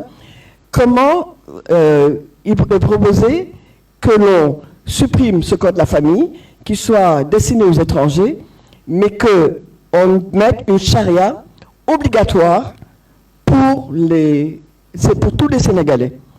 Alors, les gens qui composaient de CIRCOF, c'était pas des... Alors, je vais pas les présenter, c'est pas des petits oustas, c'était des gens qui étaient des professeurs de médecine, des juristes, je ne peux pas dire leur nom, hein, mais ils sont tout à fait connus. Ce qu'ils proposaient, ils proposaient de revenir fondamentalement sur tous les acquis, et Dieu sait qu'il n'y en avait pas beaucoup, que le code de la famille avait donné aux femmes. Et aujourd'hui, le CIRCOF a tenu une réunion dans une mosquée. Bon, malheureusement, je ne vais pas dans les mosquées pour écouter les discours religieux. J'ai vu une fois, j'ai décidé que plus jamais, parce que je ne pouvais pas me lever et répondre sur les discriminations à l'encontre des femmes, qui disaient on va supprimer ce code de la famille, parce que la parité, à quoi ça sert? Pourquoi les femmes, est-ce qu'elles veulent dire au bag avec les hommes? Le divorce judiciaire, comme Senghor l'avait institué, on revient à la répudiation. Donc il y a tout un ensemble de discours qui sont tenus. Et aujourd'hui, je pense qu'on manipule des associations de femmes musulmanes. Nous avons la moitié de notre jeunesse est voilée. Est-ce qu'elles sont voilées parce que c'est la croyance en Dieu? Est-ce qu'il y a à demander qu'on se couvre les cheveux, toutes? On a un débat, mais ce débat, il ne peut même pas se tenir à cause moi, je pense, de l'oppression qui est posée à ce niveau-là. Oui. Alors qu'on a besoin d'universaliser. Et moi, je veux te demander, comment peux-tu nous aider à universaliser de manière aussi intelligente et aussi critique que tu le fais? Oui, professeur peut tout faire, oui. Oui, Aboubakar, oui. Après, oui. Et on prend 12h30, oui. Une question, s'il vous plaît. Oui. C'est une prière. Merci, Papa Lou. Non, il n'y en a pas. À 12h30, il doit quitter. Merci, Papa Lou. Bonjour à tout le monde. Bonjour, professeur. Merci pour ces explications sur ce livre. Et effectivement, le livre Ubuntu, quand on a lu le fagot de ma mémoire, on en sort frustré. On en sort frustré et Ubuntu nous a permis de répondre à un certain nombre de questions qu'on se pose en lisant le fagot de ma mémoire. Et merci pour cet entretien avec Françoise Blum. Moi, je n'ai pas évidemment de questions. C'est quand vous dites, quand on dit face à vos lecteurs, je fais partie d'un de vos plus grands fidèles lecteurs. Et je vous poserai une question. Est-ce qu'il est une réédition de vos 2 premiers ouvrages, ou même des 3 premiers, est envisageable ou est en cours? Le livre sur Boule, le livre sur la logique pour philosophes et la question culturelle en Afrique. Parce que quand on lit un auteur avec une certaine fidélité, on est intéressé par trouver un fil conducteur entre ses ouvrages, l'évolution de sa pensée en mouvement ou des questionnements. Je pense que c'est la réédition, ou en tout cas la relecture de ces ouvrages-là, peut permettre de trouver, de bouger dans le couloir qui lit ces ouvrages-là. Et je termine en saluant mon tonton Abdoulaye Eliman Kane, parce que chaque fois que j'entends son nom ou que je le vois, j'entends et je vois mon père avec qui il a fait le collège moderne Blanchot à Saint-Louis dans les années 50. Merci. Merci. Là, juste une main s'est levée. Ensuite, on finit par... je pense ce sera compliqué. Bonjour. On doit partir à 12h30. Professeur, dernièrement, vous avez tenu une conférence sur le panafricanisme, clé de l'unité africaine. Alors, je dois dire que dernièrement, vous revenez beaucoup dans nos discussions et il m'est venu à l'esprit deux mots, universel et panafricanisme. Et je me suis dit, parce qu'en surface, il affleurait une différence radicale sur les deux mots, universel et panafricanisme. Alors ma question est la suivante, est-ce qu'il n'y a pas un lien de gémellité, un lien de connexité entre les deux mots? Merci beaucoup. Merci. Derrière là-bas, vous voulez... Oui, allez-y. On peut dire. Bonjour. Après là-bas, Je m'appelle Abdoulaye Dien. Le professeur Ousmane Gueye disait dans son ouvrage Le Code de l'indigénat que le professeur Souleymane Bassir Diagne a postfacé. Pour l'Occident, l'unité ne pouvait être conçue qu'en occultant la diversité, ou alors la diversité ne pouvait être conçue qu'en occultant l'unité. Et sachant que nos sociétés africaines ont été construites dans cette perspective ou dans cette idéologie dans cette perspective, en niant le particularisme africain, en niant le particularisme des sociétés africaines, en disant que oui, on va vous enseigner à travers nous nos langues et pas vous vos langues. Vous êtes barbares et nous sommes civilisés. Alors, ma question est de savoir, est-ce que prôner l'universalisme dans des sociétés qui ont été construites autour de cette négation du particularisme n'est pas contre l'émancipation? Merci beaucoup. Merci. Derrière, et on change de camp. On doit changer de camp. Si on change de camp, il y a une main, on finira. C'est une question. OK. Merci, Bachir. Jean-Luc Akaïri. Une simple question. Et Ubuntu, le principe d'Ubuntu, je suis donc tu es, principe ontologique que toute la philosophie bantou développe, depuis Kagame, pas le président, mais le philosophe. Alors, il y a la célèbre phrase de Mandela qui suit Ubuntu, qui dit « Je pardonne, mais je n'oublie pas ».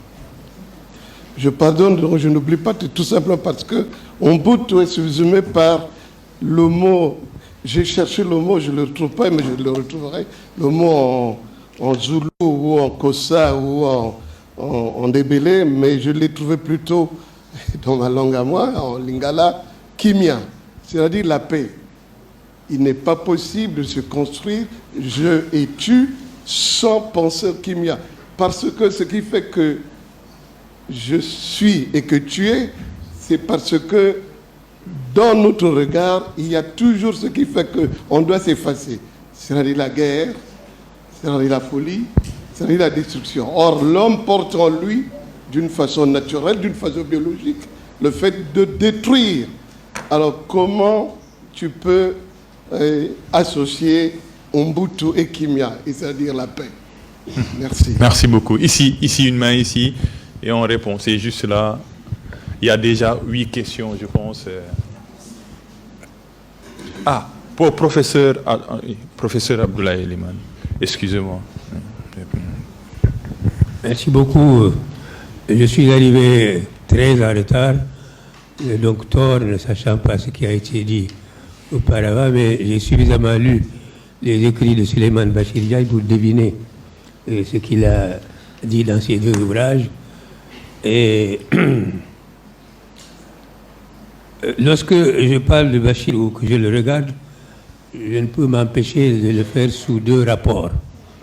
Le premier, il y a 4 ou 5 ans, lorsqu'on lui rendait hommage à l'université de Dakar, c'est Badoloui qui présidait la séance au cours de laquelle il m'a donné la parole. Il a dit « c'est l'oncle de Suleiman Bachir Diaye ». Et c'est vrai, je ne peux pas m'empêcher de le regarder sous cet angle, parce que nous avons un ancêtre commun qui s'appelle Boubacar Amar. Il est si important pour nous que nous avons un groupe de réseau social de tous ces descendants qui parlent de lui, autour de lui, qui sont autour de lui. Donc ça fait partie de ma vie. Et la philosophie, il faut quand même la lier à la vie. C'est important. Mais l'autre rapport, évidemment, c'est celui qui importe plus les scientifiques et la philosophie, c'est ce qu'ils représentent sur le plan intellectuel. C'est ça que je voudrais souligner. La seule et unique fois où j'ai vu Jean-Paul Sartre, alors que j'étais étudiant en 68, c'était dans une avenue, un boulevard où j'habitais. Il sortait d'un restaurant avec sa fille adoptive au bras et il est venu interroger un peintre que je connais bien, qui est tous les jours sur le même trottoir en train de peindre. Alors Jean-Paul Sartre lui dit « Hier, je suis passé, avant-hier, et vous peignez la même chose. Pourquoi ?» Il a dit « Oui, je peins la même chose, mais sous des angles différents. » C'est quoi? C'est la coupole, un bâtiment magnifique, etc. C'est la coupole. Tous les jours, il dit tous les jours, mais sous des angles différents. Et Sartre lui a dit, dans le fond, vous faites un peu comme les philosophes. Et ça, je crois que c'est une idée de Bergson. Et le dire à propos de Bachir Diaye, ça doit être possible de vérifier. Bergson dit, les philosophes poursuivent la même intuition toute sa vie à travers ses œuvres. C'est ce que fait Bachir. Il poursuit la même intuition sous des formes différentes, c'est-à-dire comment parler de l'humain, comment réaliser l'humain à travers l'universel, mais par le biais du respect du pluralisme et de l'importance du mouvement, c'est-à-dire avancer et ne pas rester dans des positions sclérosées. Alors, ce qu'il dit sur Ubuntu et ce qu'il dit sur l'universel, je le partage parfaitement parce que les rares écrits que j'ai commis à ce propos disent aussi cela.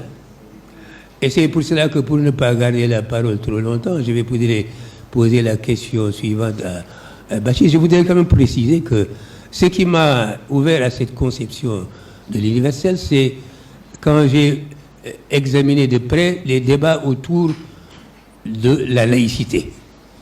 Et la thèse qui a le plus retenu mon attention, c'est l'idée que la véritable pratique de la laïcité est une introduction à l'universel, mais c'est un universel immanent. C'est-à-dire que vous avez deux types de transcendance. La transcendance divine, Dieu est au-dessus de nous, il est inaccessible pour nous, nous ne pouvons l'atteindre que par la prière, mais la transcendance immanente, c'est à la fois ce qui est au-dessus de chacun d'entre nous, mais qui en même temps est en chacun de nous. C'est cela la signification de Ubuntu. Ubuntu, toutes les définitions données par Desmond Tutu et tous les commentaires, c'est comment concevoir ce qui est plus grand que nous, mais sans cesser d'être en nous. Si nous savons concilier les deux, nous savons faire les lettres. La deuxième idée que je partage avec Bachir, c'est que l'universel n'est pas donné. Ce n'est pas un état de nature. C'est quelque chose qu'il faut construire. Alors, je voudrais maintenant poser la question suivante à Bachir, c'est qu'on peut toujours reprocher à Bachir ou à ceux qui parlent de l'université de leur dire vous oubliez le local, le culturel, le particulier. Comment concilier les deux? Bachir, est-ce que tu accepterais cette distinction faite par un penseur américain, je pense bien, qui dit on peut faire la différence et montrer que c'est conciliable entre un universel de basse altitude et un universel de haute altitude.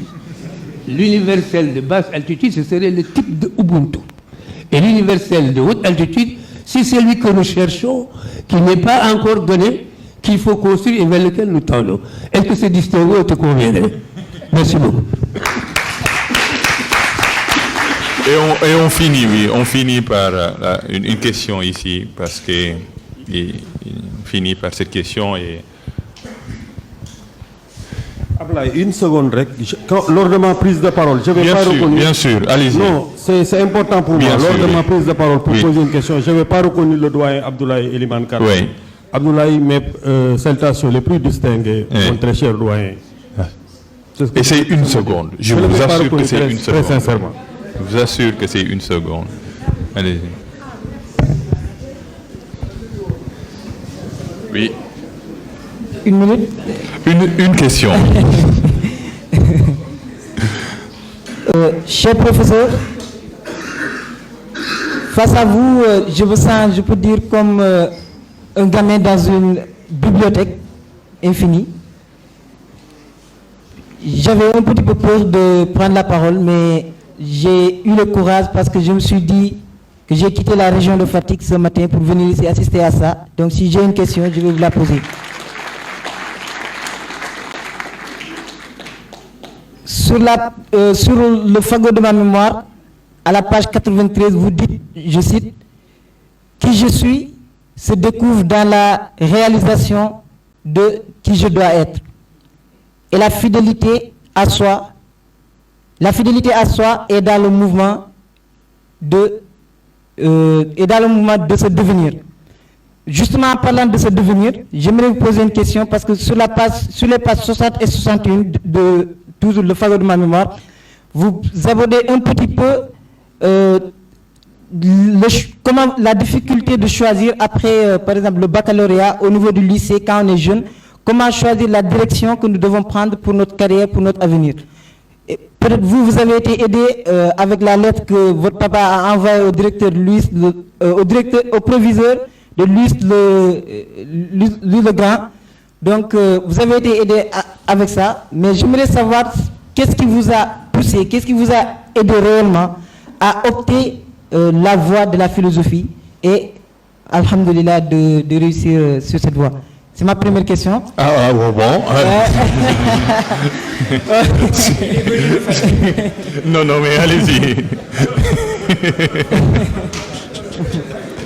C'est ma première question.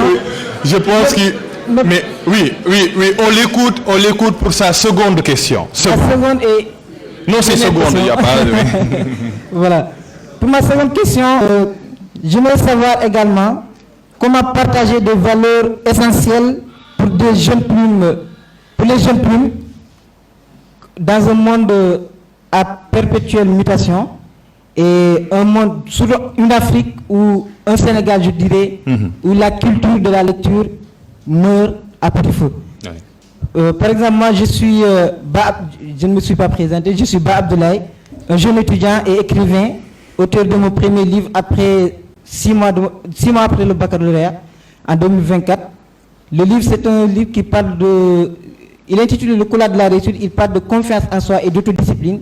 J'ai abordé ces deux thèmes, mais je vous le dis, la plupart de ceux qui l'ont lu sont des gens âgés. Le troisième âge. Alors que l'objectif du livre, par exemple, c'était pour montrer à mes congénères, partager, je peux dire maladive, avant de la vaincre jusqu'à devenir le président de l'ensemble des élèves de la région de Dakar en 2023. Ouais. Donc après, je me suis dit, je vais partager mon expérience. Merci. Je vais partager mon expérience dans ce livre en parlant de confiance en soi et d'autodiscipline pour aider mes camarades à suivre une voie qui va peut-être nous mener vers le succès. J'aimerais savoir qu'est-ce que vous en dites sérieusement. Ok, merci beaucoup. Et je peux témoigner qu'il a vu l'affiche via mon statut. Il a quitté Fatick pour venir assister à ce... Ça, c'est magnifique. Oui.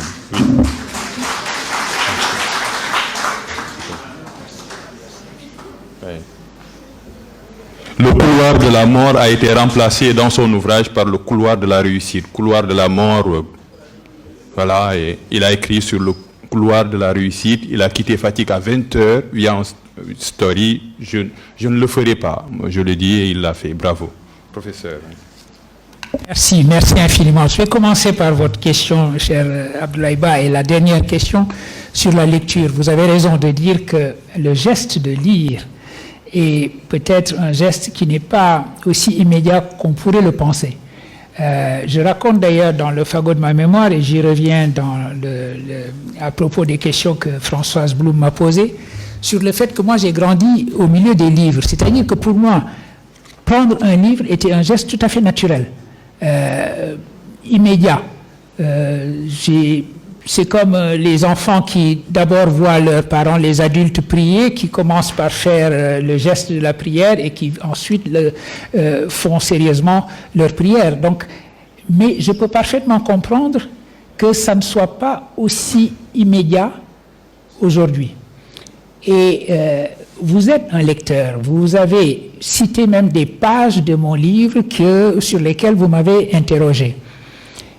Je vois souvent des gens qui me disent, je vous ai lu, et l'ami qui disait tout à l'heure qu'il voulait voir mes premiers livres réédités parce qu'ils ne sont plus édités, me le rappelle, l'importance qu'il y a à lire des livres.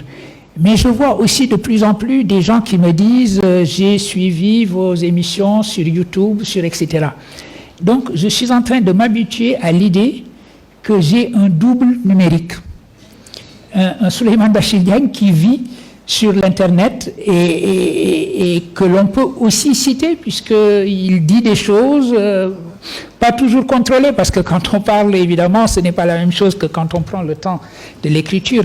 La lenteur de l'écriture est importante pour le mouvement de la pensée, mais c'est le monde dans lequel nous vivons. Et donc, il faut que je m'habitue aussi à des gens qui me disent « je vous suis sur les réseaux sociaux ou sur YouTube », autant qu'à des gens qui me disent « je vous ai lu, j'ai lu tel livre de vous », etc.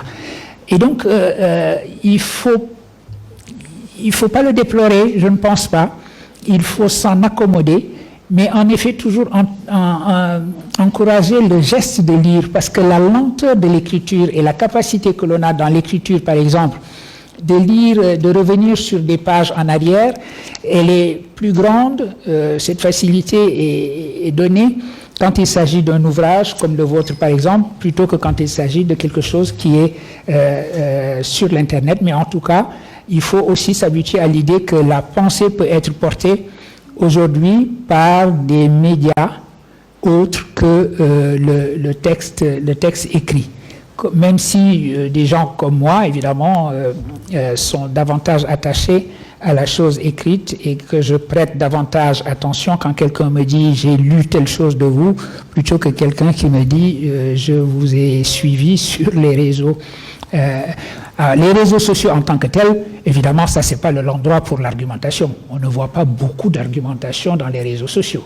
En revanche, évidemment, des choses qui sont plus développées et que l'on voit. Récemment, j'ai eu un entretien que j'ai beaucoup aimé.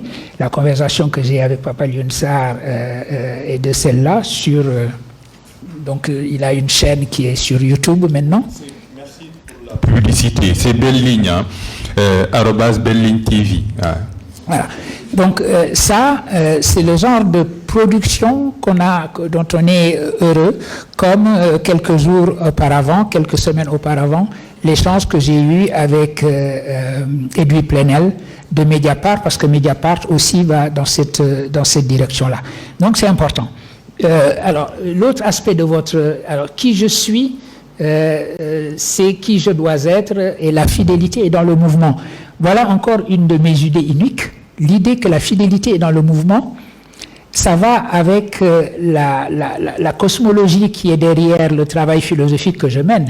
La cosmologie d'un monde en émergence. L'idée que le monde est dans un état d'inachèvement, que c'est ça qui le constitue, que l'humain aussi est dans un état d'inachèvement et qu'il y a une sorte de co-achèvement entre l'humain qui s'invente dans l'aspiration à l'humanité et le monde qui continue en permanence de s'inventer également.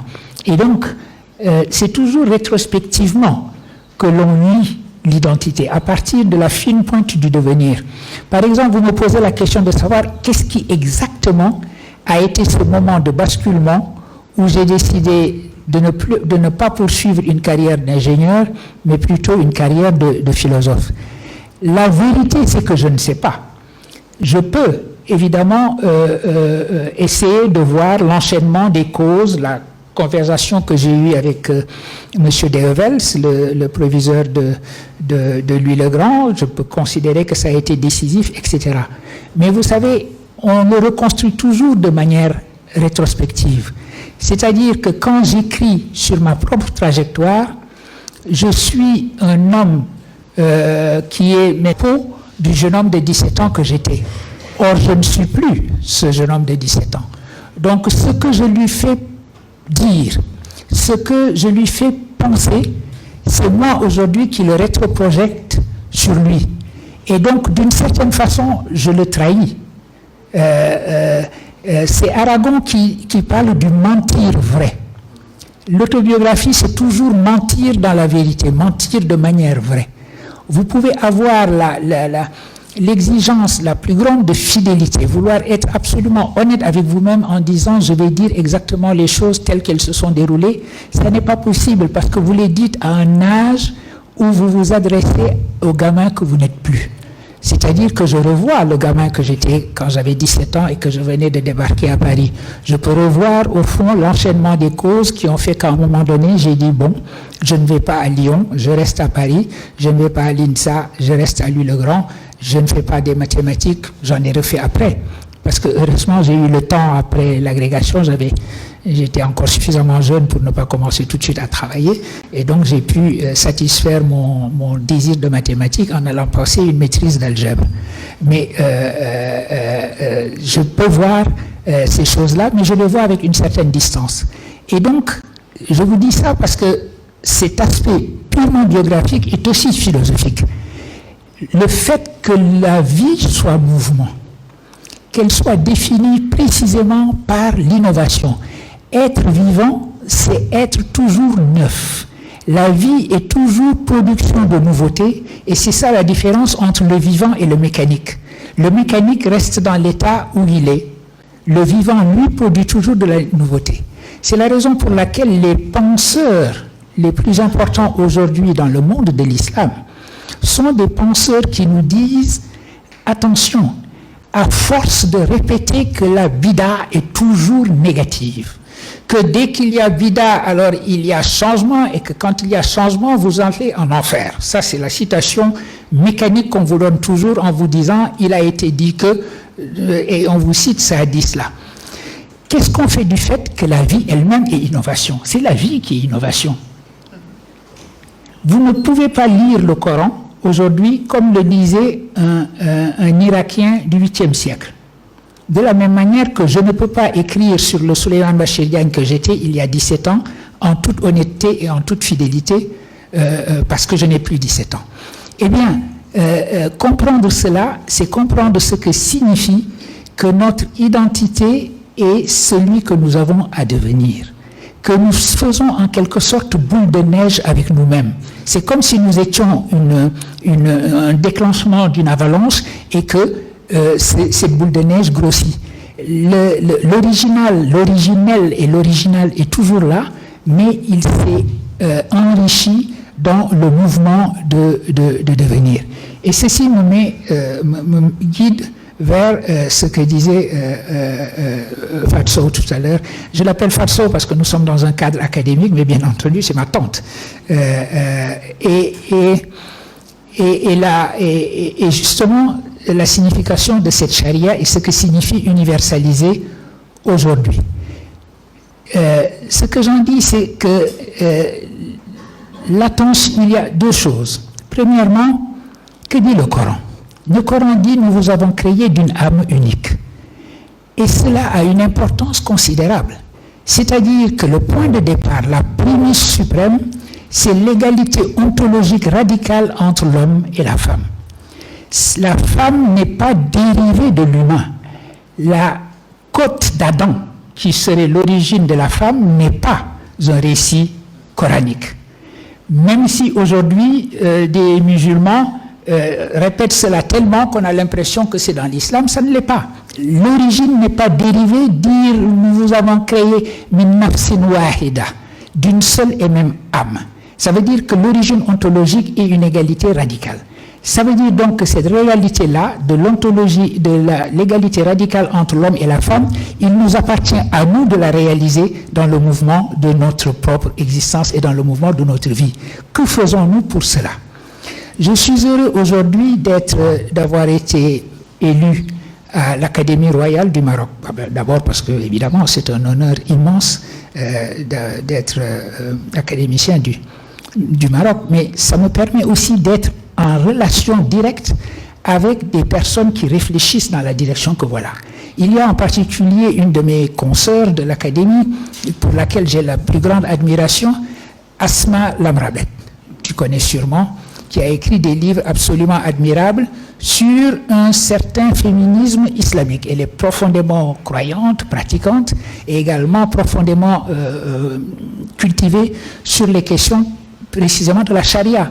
Elle va organiser en septembre qui vient à Rabat, donc à l'Académie, un colloque, une rencontre internationale sur la charia. Aujourd'hui, et j'ai vu les invités, et elle m'a fait l'amitié et l'honneur de me demander de présider cette rencontre. Et elle va être très importante, parce qu'encore une fois, il y a le besoin aujourd'hui de réfléchir à ce mouvement et à la reconnexion de l'islam avec le principe de son propre mouvement. Ce que j'en disais tout à l'heure sur un plan plus séculier concernant le fait que les cultures doivent toujours être dans la continuité de leur propre principe de mouvement, a fortiori pour ce qui est de la religion. Réfléchir sur la signification de la charia aujourd'hui. Se rappeler d'abord qu'il n'y a pas dans le Coran quelque chose qui s'appellerait charia avec des codes en disant la charia c'est ceci, c'est cela. Le mot comme substantif n'y apparaît pas. Shara'a, le fait de suivre sa voie, n'a rien à voir avec un corps constitué. La charia elle-même est une constitution humaine. Et il faut la prendre ainsi et l'étudier de cette manière-là et s'interroger sur ce que signifie aujourd'hui que la religion soit une religion vivante, que la parole religieuse soit une parole vivante, c'est-à-dire qu'elle s'adresse à nous dans le temps que nous vivons, en fonction des termes que nous employons et pour les problèmes auxquels nous devons faire face. La laïcité à la française qui a une sorte de volonté, qui est une sorte de volonté d'écarter la religion de l'espace public. Mais la laïcité française n'est pas la laïcité allemande, qui n'est pas la laïcité anglaise, qui n'est pas la laïcité américaine. Il vaut mieux dans ces cas-là, en effet, parler de pluralisme. Comment faire en sorte d'organiser le pluralisme de telle sorte que les religions puissent vivre ensemble. Et cela, c'est une chose que les religions comprennent parfaitement. Et la distinction que tu établis entre cet humanisme ou cet universalisme par le haut ou par le bas va parfaitement dans la direction que voilà. Alors, aide-moi un peu, je me perds dans mes... Alors, panafricanisme et universel. C'est important. Il y a aujourd'hui une forme de panafricanisme qui est purement réactive.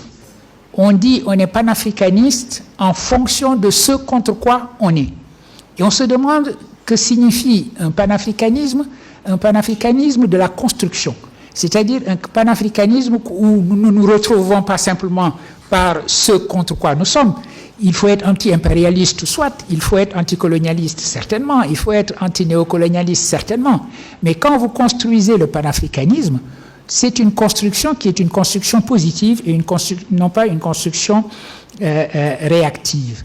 Et c'est en cela que le panafricanisme ne va pas contre l'universel, mais est une exigence de l'universel.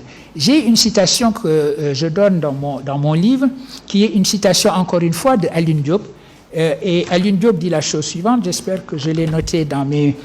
Oui, Alioune Diop dit « Il s'agit de sauver l'universel de l'égoïsme ou de l'insuffisance de l'Occident. » Autrement dit, non pas dire à l'Occident « Tu produis un discours universaliste ou universel, nous allons t'opposer à ce discours universel notre particularité et notre panafricanisme qui est un panafricanisme anti-occidental. Au contraire, c'est de dire, tu parles de l'universel, mais l'universel, c'est nous qui le portons. Précisément parce que nous sommes dans une situation d'oppression qui fait que nous avons la mission et la responsabilité de sauver l'humanité, d'émanciper l'humanité dans sa totalité de l'oppression, de viser la totalité. Parlons de la totalité et ne nous enfermons pas dans notre particularisme parce que nous avons une responsabilité vis-à-vis de cette totalité. Quand Nelson Mandela est sorti de prison, Ubuntu avait pour lui la fonction de sauver, d'émanciper l'Afrique du Sud, c'est-à-dire d'émanciper l'Afrique du Sud de l'oppression, d'émanciper l'oppresseur et l'opprimé. Le symbole de cela, c'est l'amitié profonde qui a lié Nelson Mandela à son geôlier blanc. Cette amitié absolument improbable et qui est probablement l'une des choses les plus belles qui soient. Steve Biko a connu la même chose avec quelqu'un avec qui il a échangé des lettres et une de mes étudiantes sud-africaines a écrit un texte magnifique sur les échanges qu'il y a eu entre Steve Biko et cet homme blanc. Autour de l'idée que précisément l'émancipation, ce n'est pas la victoire de l'opprimé sur l'oppresseur, ou plutôt que la victoire de l'opprimé sur l'oppresseur, c'est libérer tout le monde de l'oppression. L'opprimé comme l'oppresseur. Et c'est cela la signification de Ubuntu. C'est la visée qu'il y a derrière. L'idée que c'est le véritable sens du socialisme, parce que le socialisme, comme son nom l'indique, cela unifie. Là où le capitalisme dissocie, et que le capitalisme dissocie, ce n'est pas un communiste forcené avec le couteau entre les dents qui l'a dit, c'est le père Théard de Chardin. Théard de Chardin estimait en effet que lorsqu'il s'agit de construire la civilisation de l'universel et les forces de convergence qui vont créer et illustrer notre aspiration à l'humanité, ce qui s'oppose à cela, dit-il, ce sont les forces de l'égoïsme qui sont mises en place par le capitalisme. Il est dans la nature du capitalisme de dissocier.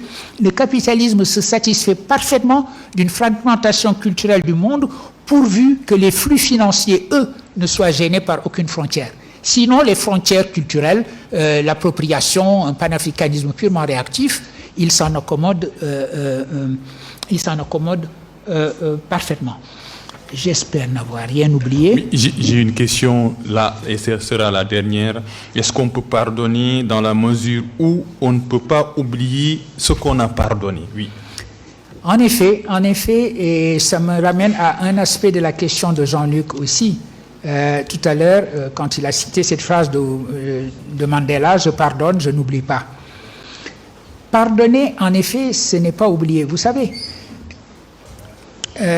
Yankelevitch et Jacques Derrida ont, je crois, véritablement pensé la vérité du pardon.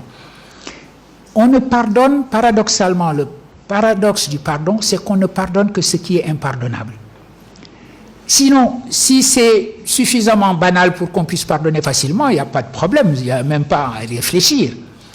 La nécessité de pardonner, c'est qu'on a affaire à une chose impardonnable. Et on peut même trouver des exemples de grande banalité. Un exemple banal. Un enfant casse un verre. Vous pouvez en rire. L'enfant casse un vase que vous tenez de votre grand-mère. C'est énorme. Pourtant, c'est exactement la même chose. C'est exactement la même chose. Mais dans un cas, vous avez l'impression que c'est tellement énorme que ce n'est pas pardonnable. Mais si, c'est justement quand c'est énorme qu'il faut pardonner. Le pardon n'a de sens que dans des situations comme la situation rwandaise, où cela demande une force d'âme et une capacité de regarder le futur et non pas le passé, qui est la plus haute faculté que l'on puisse trouver chez l'être humain. C'est presque surhumain, cela demande une capacité quasi surhumaine de pouvoir pardonner. Quand dans Sina de Corneille, il est dit « Soyons amis Sina, c'est moi qui t'en convie », vous voyez à quel point je suis dans les élites occidentalisées, je n'avais pas de citer ces littératures qu'il faut vouer aux gémonies aujourd'hui et faire des auteurs d'affaires avec ça. Mais c'est cela la signification du pardon. Tournons, sachant tourner la page. Mais cela ne signifie pas qu'on va oublier, évidemment, puisqu'évidemment, la mère qui pardonne le commissaire de police qui a présidé à l'assassinat de son fils, elle n'oubliera jamais ce fils, parce que c'est inoubliable de toute façon. Mais elle pardonne au nom de quelque chose qui est impalpable et qui fait la grandeur de notre humanité. Merci, il mérite tous des applaudissements. Merci beaucoup, merci.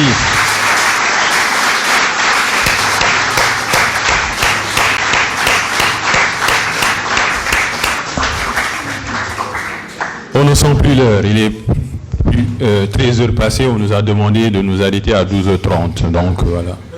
C'est l'heure sénégalaise. Docteur Adiba Abdoulaye Diallo n'est pas là, empêché, mot de remerciement après, et